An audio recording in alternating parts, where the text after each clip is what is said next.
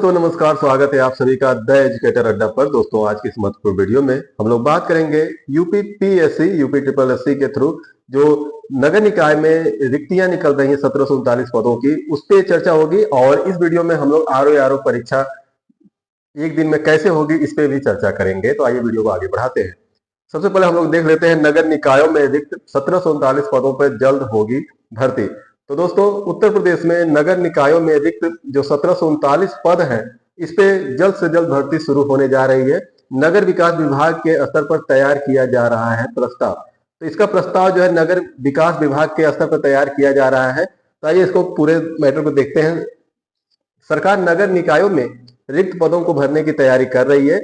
निकायों में विभिन्न संवर्ग के रिक्त 1739 पदों पर नियुक्ति के लिए जल्द ही भर्ती की प्रक्रिया शुरू की जाएगी और इनमें 1120 पद सीधी भर्ती के जरिए भरे जाएंगे। तो जो इसमें 1120 पद है ये सीधी भर्ती के थ्रू भरे जाएंगे और इसमें जो है डायरेक्ट जो तैयारी करने वाले बच्चे हैं उनको मौका मिलेगा। इसके अलावा जो 619 पद हैं उसको पदोन्नत यानी प्रमोशन के रिगार्डिंग भरे जाएंगे।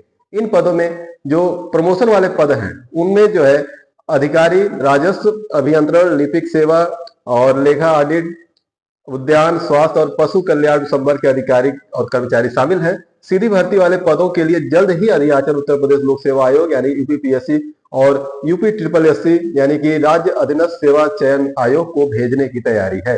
पिछले दिनों मुख्यमंत्री ने सभी विभागों को रिक्त पदों को भरने की प्रक्रिया शुरू करने के लिए निर्देश दिए थे और इसी कड़ी में नगर विकास विभाग के स्तर पर विभाग में रिक्त पदों को भरने की तैयारियां शुरू हो गई है। तो पहले चरण में क्या होगा कि पहले चरण में तो सिर्फ पदोन्नति कोटे के पदों को भरने की कार्यवाही की जाएगी। जो पदोन्नत के 619 पद है उनको पहले चरण में भरने का काम किया जाएगा और इसके बाद जो सीधी भर्ती के थ्रू जो पद है उस पर जो है काम शुरू हो जाएंगे। तो समूह क व ख के रिक्त पदों पर भर्ती के लिए उत्तर प्रदेश लोक सेवा आयोग प्रस्ताव भेजा जाएगा। तो जो समूह क और ख के जो वर्ग हैं, जो समूह क और ख में आने वाले पद हैं उन पे जो भर्तियां करेगा वो लोक सेवा आयोग करेगा और इसके अलावा जो समूह ग के पद हैं उसको यूपी ट्रिपल एससी के थ्रू भरा जाएगा।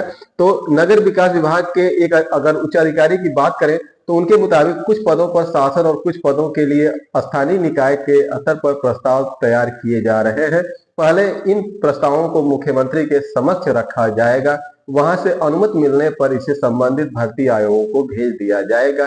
तो बात करें अगर उत्तर प्रदेश की तो ऐसे तमाम चीजें आती रहती हैं, बस अब इसमें ये देखना है कि इस पे प्रोसेस कितना जल्दी से शुरू हो पाता है। ठीक है, देखिए पदोन्नत वाले जो पद हैं वे कौन कौन से पद हैं जो खाली हैं।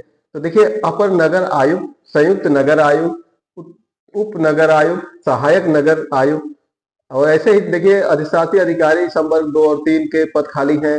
सहायक अभियंता, जल और अभियंता, ऐसे तमाम पद जो है प्रमुख पद जो है ऐसे खाली है और सीधी भर्ती से इन पदों पर जो भर्तियां होंगी ये विशेष है, इस पर ध्यान देने की जरूरत है। तो जो सीधी भर्ती जो निकलेगी इसमें जो है देखिए सहायक नगर आयुक्त जो है इनके 4 पद खाली हैं और अधिशासी अधिकारी नगर पंचायत के 152 पद खाली है। ठीक है, और कर निर्धारण अधिकारी के 8 पद हैं, राजस्व निरीक्षक के 50 पद हैं, सहायक अभियंता सिविल की अगर बात करें तो 15 पद हैं, अवर अभियंता सिविल में 221 पद हैं। तो सबसे ज्यादा जो पद है ये अवर अभियंता सिविल में है 221।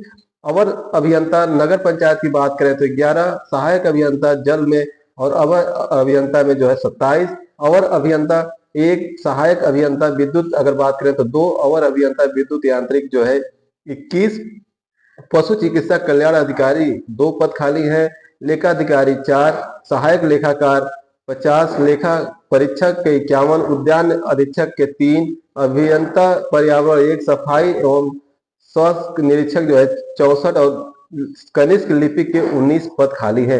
तो देखिए ऐसे में कुल जो सीधी भर्ती होगी वो होगी 1120 पदों पे। तो जो भी तैयारी करने वाले बच्चे हैं जो उत्तर प्रदेश लोक सेवा आयोग की तैयारी करते हैं तो उनके लिए काफी सुनहरा अवसर होने वाला है और इसलिए अभी से आप लोग इसके लिए तैयारी बना लें।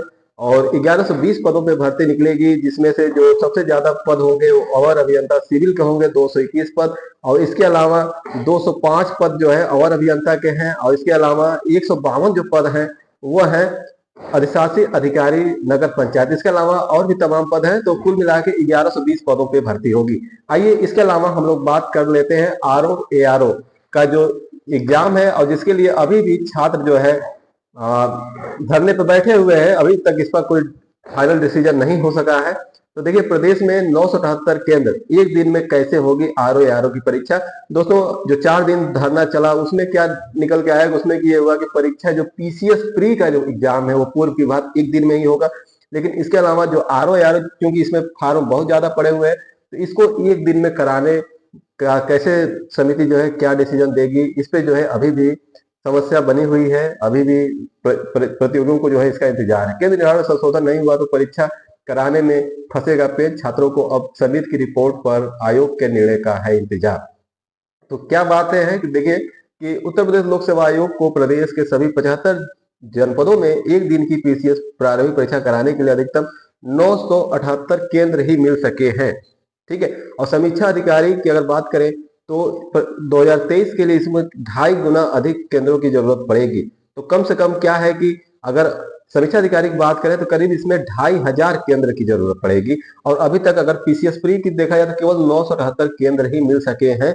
तो ऐसे में एक दिन में परीक्षा अगर आरओ की सोचा जाए तो कैसे संभव हो सकेगा। तो ये वीडियो उसके लिए भी है। आयोग को पीसीएस प्रारंभिक परीक्षा के 5,76,154 अभ्यर्थियों के लिए प्रदेश में 1,778 केंद्रों की जरूरत थी। ठीक है, और लेकिन सख्त नीति के कारण आयोग को सभी 75 जिलों में केवल 978 केंद्र ही मिल सके थे। तो ऐसे आरओ परीक्षा में 2.5 गुना अधिक केंद्रों की जरूरत पड़ेगी। तो ऐसे में एक दिन में ही कैसे संभव हो सकेगा, ये एक बहुत बड़ी समस्या है।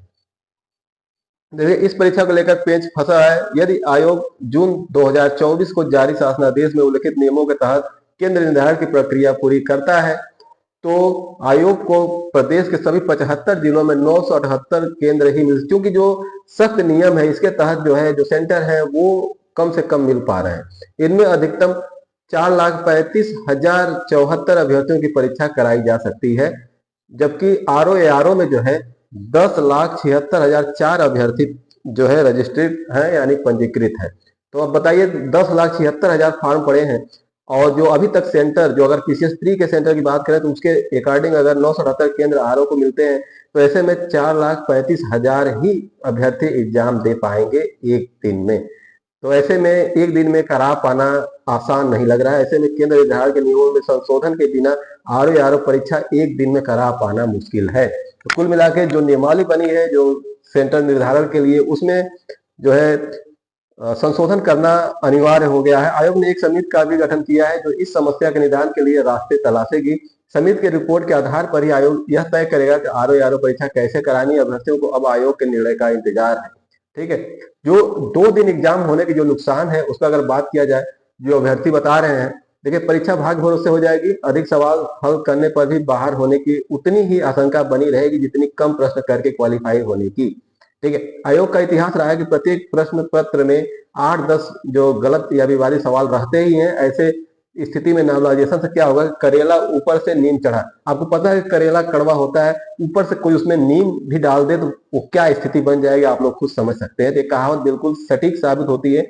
2 दिन व 3 शिफ्ट में परीक्षा कराने पर तीनों शिफ्ट में पेपर आउट होने का खतरा रहेगा। परीक्षा का खर्च एवं संसाधन कई गुना बढ़ जाएगा और राजकीय कोष पर अधिक भार आएगा। आयोग के कर्मचारी अधिकारी कई दिनों तक परीक्षा कराने में ही दौड़ भाग करते रहेंगे। सर्वाधिक बोझ प्रशासन पर भी पड़ेगा। जिन विद्यालयों को परीक्षा केंद्र बनाया जाएगा, परीक्षा के कारण इंगेज रखने से यहाँ लाखों बच्चों की पढ़ाई प्रभावित होगी। प्रिंटिंग प्रेस से पेपर आउट होने का खतरा और बढ़ जाएगा। और एक दिन में अगर एग्जाम होते तो उसके क्या क्या फायदे हैं ये बात करें तो देखिए प्रशासनिक तंत्र अपनी पूरी ऊर्जा एवं समन्वय से नकल भिन्न एवं सूचितापूर्ण परीक्षा करा सकेगा। सरकार, आयोग और प्रशासन का लाखों रुपए का जो खर्चा है वो बच सकेगा। 75 जिलों में आयोग को केंद्र उपलब्ध हो जाएंगे। अन्य परीक्षाओं में भी इसका फायदा मिलेगा। तो ये चीजें फायदा है। देखिए 2 दिन में क्या क्या नुकसान है और एक दिन में कराने क्या क्या फायदा, ये हमने देख लिया। और अभ्यर्थियों ने इसके लिए क्या सुझाव दिए हैं। अभ्यर्थियों ने कहा है कि सभी यूनिवर्सिटी, महाविद्यालय, इंजीनियरिंग कॉलेज, चाहे वो राजकीय हो या प्राइवेट हो, पॉलिटेक्निक, आईटीआई, मेडिकल कॉलेज आदि परीक्षा केंद्र बनाए जाए। केंद्र बनाए जाने वाले निजी शिक्षण संस्थानों में परीक्षा के लिए जो है ड्यूटी जिनकी लगाई जाए वो सरकारी कर्मचारियों की ड्यूटी लगाई जाए। जब PPP मोड पर निजी क्षेत्र को शामिल कर जहाज, सैटेलाइट, रेल आदि बड़े एवं संवेदनशील क्षेत्रों में सहयोग लिया जा रहा है, तब ऐसी स्थिति में प्राइवेट स्कूलों में परीक्षा कराने में कोई दिक्कत नहीं होनी चाहिए। दुनिया के 190 देशों की आबादी से अधिक जनसंख्या वाले उत्तर प्रदेश, जिसकी आबादी 25 करोड़ हो, वहां 1% आबादी यानी 25 लाख परीक्षार्थी एक दिन में परीक्षा न दे पाए तो यह प्रशासनिक मैनेजमेंट की कमी होगी। तो दोस्तों, ये अभ्यर्थियों ने सुझाव गिनाए हैं कि प्रदेश में जितने भी कॉलेज हैं उसमें उनको सेंटर बनाए जाए और उसपे जो है जो उसमें ड्यूटी लगाई जाए वो सरकारी कर्मचारियों की ड्यूटी लगाई जाए। और ऐसे में ये बहुत मतलब मुश्किल काम नहीं है और ऐसे तमाम एग्जाम हो रहे हैं और अगर आयोग चाहेगा तो ऐसा जरूर कर पाएगा। इससे क्या है कि अभ्यर्थी भी खुश रहेंगे और परीक्षा ससमय पूर्ण भी हो जाएगी और नॉर्मलाइजेशन की भी दिक्कत नहीं आएगी। और कहीं ना कहीं अगर एक दिन में होगा तो पेपर आउट होने की भी समस्या ना के बराबर हो जाएगी। तो दोस्तों, ये थी आज की अपडेट। मिलते एक नए अपडेट के साथ, तब तक के लिए आप सभी को जय हिंद।